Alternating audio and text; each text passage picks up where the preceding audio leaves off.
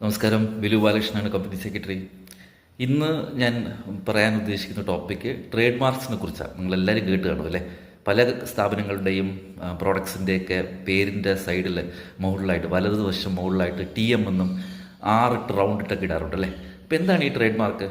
ഒരു പ്രോഡക്റ്റോ സർവീസോ മാർക്കറ്റ് ചെയ്യാൻ യൂസ് ചെയ്യുന്ന ആ മാർക്കിനെയാണ് നമ്മൾ എന്ത് ഉദ്ദേശിക്കുന്നത്? Trade mark. ആ വാക്കുണ്ട്, ട്രേഡ് മാർക്ക്. ട്രേഡ് ചെയ്യാൻ യൂസ് ചെയ്യുന്ന ഒരു മാർക്ക് എന്ന് വെച്ച് കഴിഞ്ഞാൽ ഒരു ലോഗോ ആവാം, ഒരു പ്രോഡക്റ്റിൻ്റെ ഒരു സൈസ് ആവാം, ഒരു കളർ സ്കീം ആവാം, എന്തിനധികം സൗണ്ട് വരെ ആവാം അല്ലേ? അപ്പോൾ ഒരു പ്രോഡക്റ്റിനെ മാർക്കറ്റ് ചെയ്യാൻ യൂസ് ചെയ്യുന്ന, അല്ലെങ്കിൽ ജനങ്ങൾ ഉദ്ദേശിക്കുന്ന കൺസ്യൂമേഴ്സിലോട്ട്, ഉപഭോക്താക്കൾക്കോട്ട് എത്തിക്കാൻ ആഗ്രഹിക്കുന്ന ഏതൊരു ലോഗോയും, ഏതൊരു മാർക്കറ്റിംഗ് സിഗ്നേച്ചറോ, ഒരു റൈറ്റിംഗ് സ്റ്റൈലോ, ഒരു കളർ സ്കീമോ, ഇതിനെയാണ് നമ്മൾ എന്തെന്ന് ഉദ്ദേശിക്കുന്നത്? ട്രേഡ് മാർക്ക് എന്ന് ഉദ്ദേശിക്കുന്നത്. ഇന്ത്യയിലെ ട്രേഡ് മാർക്ക് ആക്ട് 1999 ആണ് ട്രേഡ് മാർക്സ് ബന്ധപ്പെട്ട നിയമം. അതിൻ്റെ റൂൾസും അതിൻ്റെ കീഴിലുണ്ട്. അപ്പോൾ എന്താണ് ഈ TM എന്ന് വെച്ചാൽ?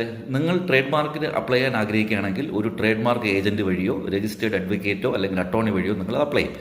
ട്രേഡ് മാർക്ക് രജിസ്ട്രി, അതായത് IP, intellectual property rights handle ചെയ്യുന്ന ട്രേഡ് മാർക്ക് രജിസ്ട്രി, ആ ആപ്ലിക്കേഷൻ അക്സെപ്റ്റ് ചെയ്യുമ്പോൾ നിങ്ങൾക്കൊരു നമ്പർ അലോട്ട് ചെയ്യും. അല്ലെങ്കിൽ നിങ്ങളുടെ ആപ്ലിക്കേഷൻ അക്സെപ്റ്റ് ചെയ്തു എന്ന് പറഞ്ഞ് നിങ്ങൾക്ക് അക്നോളജ്മെൻറ്റ് കിട്ടും. ആ സമയം മുതൽ നിങ്ങൾക്ക് നിങ്ങളുടെ പ്രോഡക്റ്റിൻ്റെ ലോഗോയിലോ, ഈ പറയുന്ന കളർ സ്കീമിലോ, അല്ലെങ്കിൽ ഈ പറഞ്ഞ ആ പ്രോഡക്റ്റിൻ്റെ പേര്, റൈറ്റിംഗ്, വേർഡ്സ്, ഇതിലെല്ലാം വലത് സൈഡ് കോർണറിലോട്ട് TM എന്ന വാക്ക് യൂസ് ചെയ്യാം. ഇത് ഗുഡ്സ്, സാധനങ്ങളാണെന്നുണ്ടെങ്കിൽ TM എന്നും, സർവീസാണ്, ഫോർ എക്സാമ്പിൾ ഹോസ്പിറ്റലിൻ്റെ ലോഗോയിൽ SM എന്നായിരുന്നു, അത് സർവീസ് മാർക്ക് നിർത്താം. അപ്പോൾ പ്രോഡക്ട്സിന് TM എന്നും, സർവീസസ് ഈ പറഞ്ഞാൽ ഹോട്ടൽ ഇൻഡസ്ട്രി, അതേപോലെ തന്നെ ഹോസ്പിറ്റൽ, ഇതുപോലത്തെ സർവീസസ് ചെയ്യുകയാണെങ്കിൽ SM എന്ന് യൂസ് ചെയ്യാം.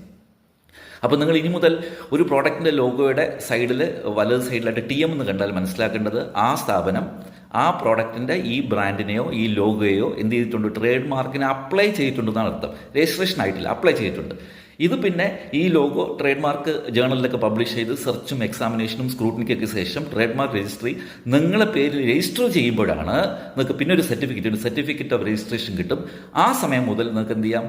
6 റൗണ്ട് ഇട്ട് രജിസ്റ്റേർഡ് എന്ന് ലോഗോ ഒരു ആർക്കണ്ടിട്ടില്ലേ? പേരിൻ്റെ അവസാനം റൈറ്റ് സൈഡിൽ മുകളിലായിട്ട് 6 റൗണ്ട് ഇടാം.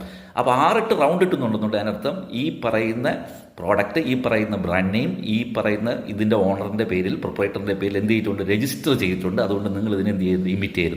ഇമിറ്റേറ്റ് ചെയ്യാൻ പാടില്ല. ഒരിക്കൽ രജിസ്റ്റർ ചെയ്ത ട്രേഡ് മാർക്കിന് 10 വർഷമാണ് കാലാവധി. അതിനുശേഷം അതിന് വീണ്ടും എന്ത് ചെയ്യാൻ നിങ്ങൾക്ക് റിന്യൂ ചെയ്യാവുന്നതാണ്. അപ്പോൾ ഒരു പ്രോഡക്റ്റിനെ ഇനി മുതൽ ഈ ലോഗോ കാണുമ്പോൾ മനസ്സിലാക്കുക, ട്രേഡ് മാർക്ക് ആപ്ലിക്കേഷൻ കൊടുത്തതേ ഉള്ളൂ, അതോ രജിസ്റ്റർ ചെയ്തിട്ടുള്ളൂ എന്ന്. ഒരിക്കലും മറ്റൊരാളുടെ ട്രേഡ് മാർക്ക് സാമ്യമായിട്ടുള്ള കാര്യങ്ങൾ നമ്മളെ പ്രോഡക്റ്റായിട്ട് യൂസ് ചെയ്യാൻ പാടില്ല, നമ്മളെ ബ്രാൻഡായിട്ട് യൂസ് ചെയ്യാൻ പാടില്ല.